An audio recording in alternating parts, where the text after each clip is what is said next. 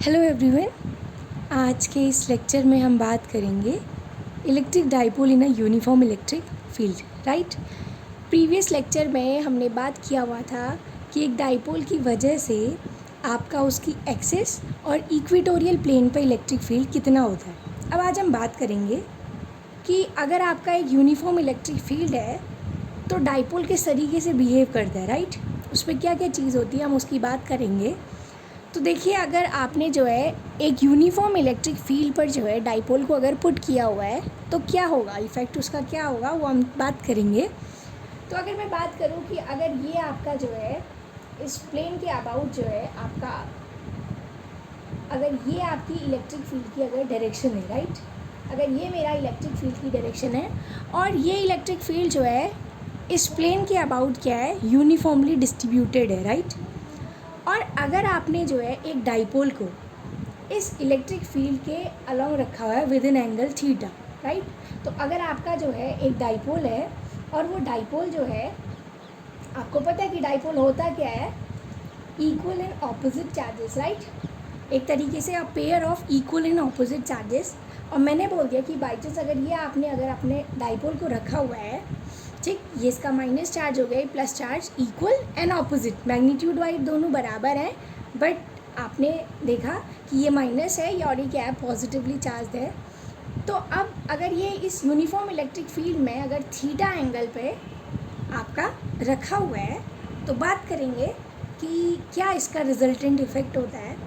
तो अब आप देखिएगा, क्योंकि आपने इसको यूनिफॉर्म इलेक्ट्रिक फील्ड में अगर ये आपका जो है स्मॉल डिस्टेंस सेपरेटेड था जो कि 2a है आपको, तो आपको पता है कि जो डाइपोल मूवमेंट होगा वो क्या होता है आपका p vector, and p vector क्या होता है आपका q इंटू 2a। राइट, ये 2a क्या है, that is the distance separation between these two charges जो कि इक्वल एंड ऑपोजिट है, जिसको आप डाइपोल बोल रहे हैं। तो उन दोनों के बीच का सेपरेशन है और q जो है वो उस पर क्या है, चार्ज है। राइट, वो मैग्नीट्यूड रखेंगे। ओवरऑल चार्ज तो क्या है आपको पता है, ज़ीरो है, बट आपने चार्ज क्या रखा है, जो पॉजिटिव क्यू चार्ज है आपका, नॉर्मली हम लोग जो है पॉजिटिव चार्ज रख रहे हैं। तो आपको पता है कि जो आपका डाइपोल मोमेंट होता है उसकी जो डायरेक्शन है वो माइनस से प्लस की ओर होती है। राइट, तो आपका जो डाइपोल मोमेंट है पी वेक्टर, उसकी जो डायरेक्शन होगी वो कहाँ होगी, माइनस से प्लस चार्ज की ओर, मतलब ऐसे होगी। ठीक है, ये माइनस अगर आप देखते हैं डायरेक्शन वाइज अगर मैं बात करूँ तो देखिए डायरेक्शन में क्या हो जाएगा, ये आपकी पी वेक्टर की डायरेक्शन हो जाएगी। और देखा जाए तो जो आपका पी वेक्टर है और जो ई वेक्टर है उन दोनों के बीच में एंगल क्या हो जाएगा आपका, थीटा।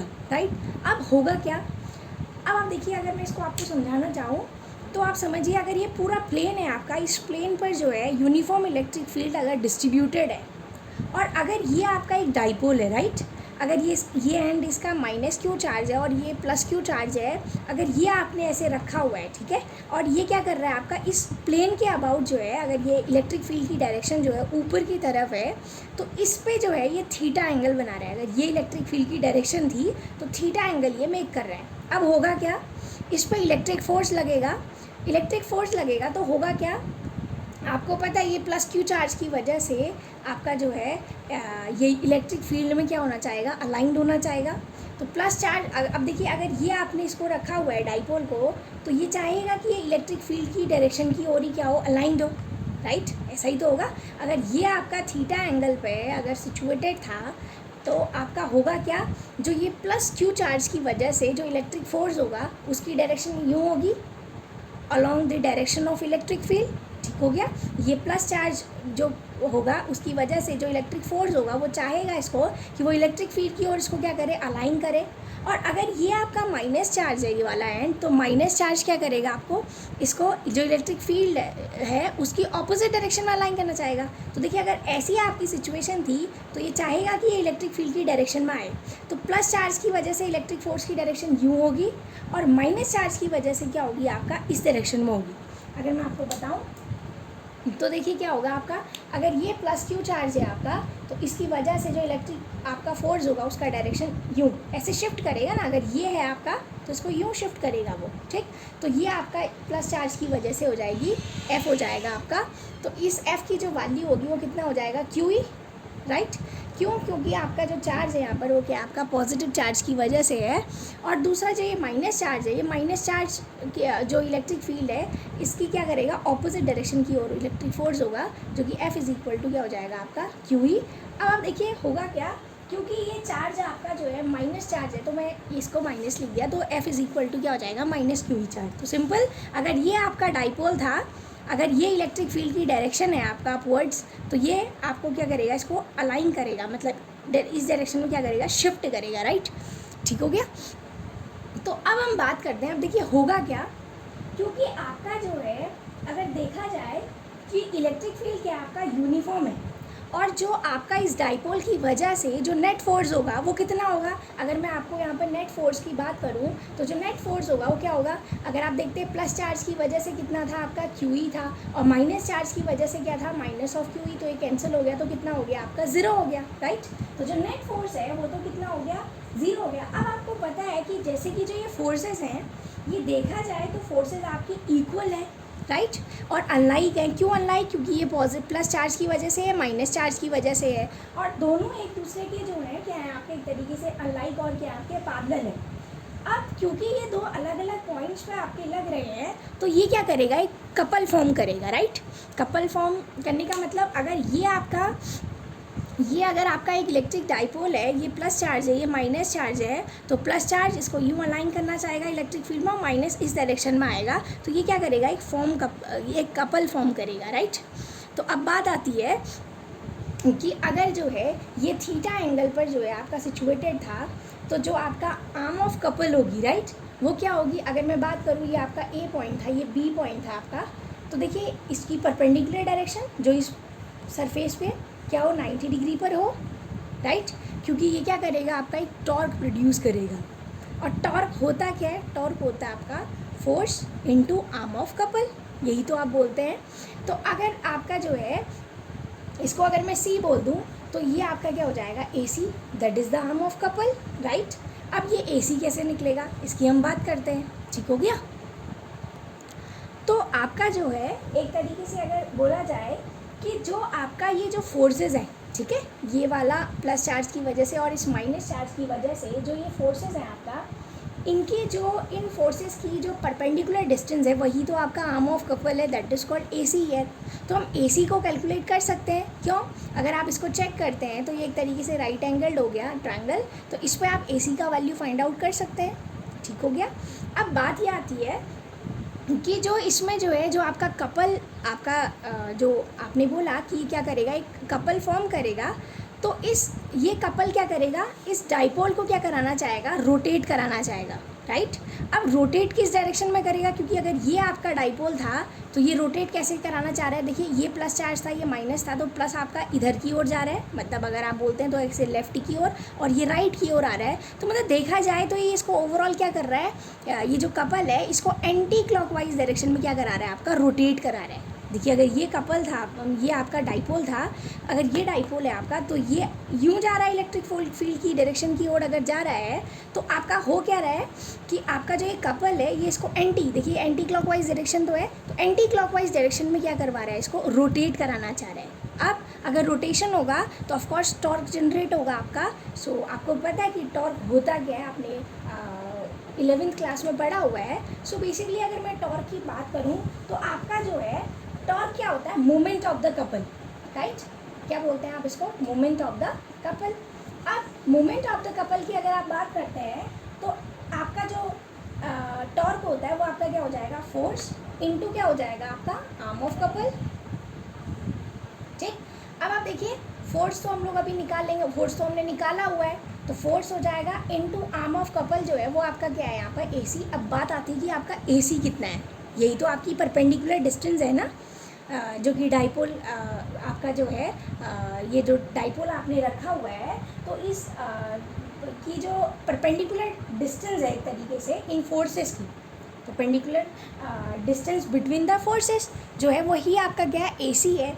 तो बात आती है AC कैसे निकलेगा, अगर आपका ये राइट एंगल ट्रायंगल है, जरा देखिएगा, अगर ये राइट एंगल ट्रायंगल है आपका, ये सी है, ये पॉइंट ए है, ये बी है, राइट। ये माइनस क्यू चार्ज रखा हुआ है आपने यहाँ, ये प्लस क्यू चार्ज है। तो अगर ये आपका जो है एंगल थीटा मेक कर रहा है, ठीक है, ये देखिएगा, इसको मैंने ऐसे लिख दिया। तो अगर देखा जाए ए सी अगर मुझे निकालना है तो देखिए क्या होगा, साइन थीटा अगर मैं निकालना चाहूँ तो साइन थीटा क्या होता है, परपेंडिकुलर अपॉन हाइपोटेनियस। अगर ये थीटा एंगल है तो ये 90 डिग्री है, तो परपेंडिकुलर क्या हो गया आपका ए सी हो गया, परपेंडिकुलर अपॉन हाइपोटेनियस। हाइपोटेनियस क्या है आपका यहाँ पर ए बी है, राइट। और अगर मैं आपसे बात करूँ ए बी की, तो देखिए ए बी क्या है, ए से लेकर बी तक की जो डिस्टेंस है वो कितनी आ रही है आपकी, 2a आ रही है, राइट। 2a आ रही है ना, देखिए ए से लेकर बी तक ये तो आपके क्या थे, ये डाइपोल है, डाइपोल के बीच का स्मॉल सेपरेशन क्या आपका 2a है, तो ए बी का वैल्यू क्या आ गया 2a। तो देखा जाए तो यहाँ से ए सी का वैल्यू कितना आ गया 2a साइन थीटा, राइट। ये आपका ए सी हो गया, that is the arm of couple. So अब बात आती है फोर्स। फोर्स कितना है आपका, एफ इज इक्वल टू क्या होता है, क्यू ही होता है, तो क्यू ही हो गया, और इनटू क्या हो जाएगा आपका 2a साइन थीटा, राइट। तो अगर देखा जाए आपका, तो देखिए थोड़ा सा इस टर्म्स को रीअरेंज करते हैं, तो ये q इंटू 2a, ये 2a और ये q, और आपको पता है q इंटू 2a जो होता है वो क्या होता है, डाइपोल मोमेंट p वेक्टर होता है। हमने ये लिखा हुआ है कि p वेक्टर जो होता है वो क्या होता है q इंटू 2a। तो ये क्या हो गया आपका p वेक्टर हो गया, राइट। और ये क्या हो गया e वेक्टर, और क्या आ गया आपका sine theta. p vector, e vector क्या आ गया आपका साइन थीटा, और ये क्या आ गई आपकी टाउ वेक्टर की वैल्यू आ गई, दैट इज़ द टॉर्क। तो टॉर्क की वैल्यू कितनी आई, पी ई साइन थीटा आई। या फिर आपको पता है कि ये क्या हो जाएगा, पी क्रॉस ई, जो क्रॉस प्रोडक्ट होता है ना, आपने लास्ट ईयर 11th क्लास में पढ़ा होगा, तो मैं इसको क्या लिख सकती हूँ, पी क्रॉस ई। अगर इसको मैं सॉल्व करूँ तो क्या आएगा, P E sine theta, cross product है आपका, तो पी क्रॉस ई ये क्या आ गई आपकी टाउ वेक्टर की वैल्यू आ गई। तो अब ये था आपका टॉर्क, राइट। अब ये जो आपका टाउ वेक्टर है, ठीक है, जो कि आपका टॉर्क है, इसकी जो आपकी डायरेक्शन है वो आप किससे देंगे, राइट हैंडेड स्क्रू रूल से, ठीक। या फिर अगर हम देखें कि अगर आपका जो है ये ई वेक्टर था, और आपको पता है कि ये क्या है पी वेक्टर है, और पी वेक्टर और ई वेक्टर के बीच का जो एंगल था वो थीटा था, राइट। तो जो आपका टाउ वेक्टर होगा वो क्या होगा आपका perpendicular to the direction of E vector and P vector. तो ये आपका क्या हो गया, टाउ वेक्टर की डायरेक्शन हो गई, राइट। क्योंकि इसमें आपका जो है कपल आपका जो है फॉर्म होगा, तो वो क्या करेगा आपका जो है इसको एंटी क्लॉकवाइज डायरेक्शन में क्या करेगा, रोटेट करना चाहेगा, और उस रोटेशन की वजह से ही आपका टॉर्क प्रोड्यूस होगा। और जो टॉर्क होगा वेक्टर फॉर्म में देखा जाए तो वो क्या हो जाएगा आपका P vector cross E vector, right. अब हम बात करते हैं कि आपको पता है कि जो ये टॉर्क है ये क्या कर रहा है आपका, इस पी वेक्टर को इस ई वेक्टर की ओर क्या कर रहा है, अलाइन कर रहा है, राइट। तो अगर हम एक स्पेशल केस बोलें कि अगर आपका जो है ये पी वेक्टर जो है अगर वो ई वेक्टर की ही डायरेक्शन में है, ठीक हो गया, जिस डायरेक्शन में आपका ई वेक्टर है, स्पेशल केस की बात करते हैं, तो देखिए क्या होगा आपका, इसको अगर मैं यहाँ दिखाऊँ तो देखिए होगा क्या, अगर हम बात करें कि if P vector is along E vector, right, कि पी वेक्टर जो है वो अगर ई वेक्टर के अलॉन्ग हुआ, मतलब ई वेक्टर की अगर ये डायरेक्शन थी तो अगर पी वेक्टर भी इसी डायरेक्शन में हुआ, तो देखिए ये अगर ई वेक्टर था और यही आपका पी वेक्टर भी इसी अलॉन्ग हो गया, तो पी और ये एक दूसरे के क्या आ जाएंगे, पैरेलल। तो इनके बीच में थीटा जो हो जाएगा वो कितना हो जाएगा, 0 डिग्री का हो जाएगा। थीटा 0 होगा तो देखिए यहाँ पर से टाउ वेक्टर की वैल्यू क्या आएगी, आपको पता है क्या होती है, पी ई साइन थीटा, और थीटा यहाँ पर कितना हो जाएगा 0 डिग्री, और आपको पता है साइन 0 कितना होता है 0, तो टाउ वेक्टर की वैल्यू क्या आ गई 0। और वैसे भी अगर ये आपका जो है ये डाइपोल जो है अगर आपका जो है ई वेक्टर की ही डायरेक्शन में हुआ तो टॉर्क तो 0 होगा ना, क्योंकि कुछ आप जो है रोटेशन वगैरह तो होगा नहीं, वो तो स्टेबल पोजीशन में हो गया, राइट। तो आपका ये कंडीशन कौन सी हो गई, ये स्टेबल इक्विलिब्रियम की, ठीक है, स्टेबल इक्विलिब्रियम हो गया आपका। क्यों, क्योंकि जो डायरेक्शन आपका ई वेक्टर का था वही आपकी क्या हो गई, पी वेक्टर की डायरेक्शन हो गई, राइट। तो ये पहला case, when P vector is along E vector, so torque produce जो हो गया वो आपका कितना हो गया, 0 हो गया, राइट। अब बात ये आती है कि आपका जो है टॉर्क मैक्सिमम कब होगा, राइट। ये टाउ वेक्टर की वैल्यू मैक्सिमम कब होगी, जब ये पी वेक्टर और ई वेक्टर एक दूसरे की क्या होंगे, परपेंडिकुलर। क्यों, क्योंकि देखिए ना यहाँ पर पी ई साइन थीटा आ रही है, और साइन की मैक्सिमम वैल्यू क्या होती है, साइन 90, जो कि 1 देता है आपको, साइन 90 कितना होता है 1। तो मतलब अगर मैं बात करूँ जब थीटा आपका 90 डिग्री का होगा तो तब आपका टाउ वेक्टर की वैल्यू क्या होगी, पी ई साइन 90, और साइन 90 कितना होता है आपका 1 होता है, तो क्या आ गई इसकी वैल्यू पी ई, और ये आपका क्या होगा, टाउ वेक्टर क्या होगा, मैक्सिमम होगा, राइट। मतलब जब आपका ई वेक्टर और पी वेक्टर के बीच में जो एंगल होगा वो 90 डिग्री का होगा तो उस वक्त आपका मैक्सिमम टॉर्क जनरेट होगा। समझ में आ गई बात। क्या मतलब है इसका कि अगर आप देखा जाए तो अगर ये आपका ई वेक्टर की डायरेक्शन थी और ये अगर ये आपका पी वेक्टर है, अगर ये दोनों एक दूसरे पे 90 डिग्री का था तो उस वक्त आपका जो है मैक्सिमम टॉर्क लगेगा। क्यों? क्योंकि ये आपका ये जो डाइपोल है ये टेंड होना चाहेगा इलेक्ट्रिक फील्ड की डायरेक्शन की ओर, राइट। तो उस वक्त आपका टॉर्क जो होगा वो क्या होगा, मैक्सिमम। तो इसको हम क्या लिख सकते हैं, टाउ मैक्सिमम, राइट। सो अब हम बात करते हैं कि अगर आपने जो है इस इलेक्ट्रिक डाइपोल को नॉन यूनिफॉर्म इलेक्ट्रिक फील्ड में रखा हुआ है तो तब क्या होगा, राइट। अगर मैं इसकी बात करूँ तो देखिए क्या होगा,